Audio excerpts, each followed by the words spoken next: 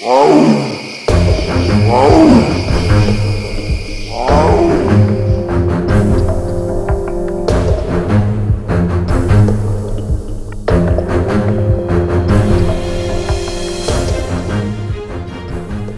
লোভে ধরা পড়ল কুলতলির বেঙ্গল টাইগার।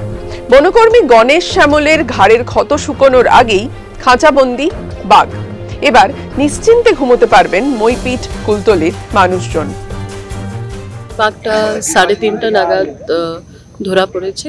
এখন প্রিলিমিনারি চেকআপটা হবে। চেকআপটা করার পরে যে আমরা দেখি ডক্টররা বলবেন কি না কমপ্লিটলি ফিট আছে টু রিলিজ, তারপরে আমরা এটাকে as per instructions of senior officer আমরা বাঘটাকে রিলিজ করব। জায়গা আমরা এখনো ডিসাইড করিনি। রবিবার সন্ধ্যা স্থানীয় এক যুবক দেখেন শ্মশান ঘাটে ঘুরে বেড়াচ্ছে বাঘ। এরপরেই মুখে মুখে বাঘের আতঙ্ক ছড়ায় কুলতলির মইপিঠ বৈকুণ্ঠপুরে। বাঘের থাবার টাটকা ছাপ দেখতে পাওয়া যায়। রাতে নাইলন জালে ঘেরা হয় জঙ্গল সংলগ্ন গ্রাম।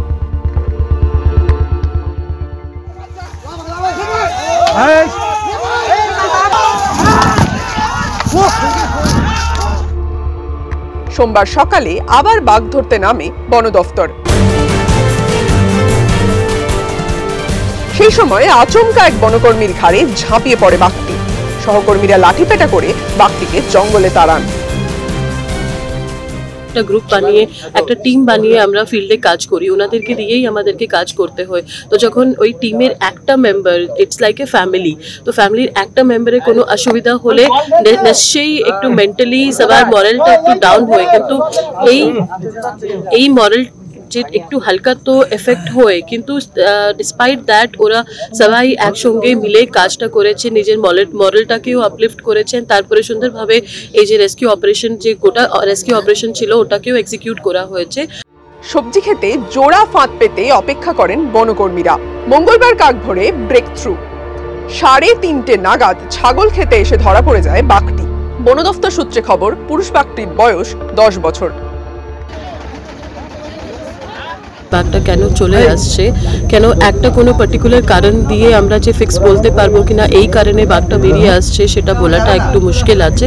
অনেকটা কারণ হতে পারে, বা বেশি হলেও অনেকবারই বাঘটা চলে আসে, তারপরে ভিতরে কোনো কনফ্লিক্ট হলেও চলে আসে, নাম্বারটা ইনক্রিজ হলেও চলে আসে, অনেকটা কারণ থাকতে পারে।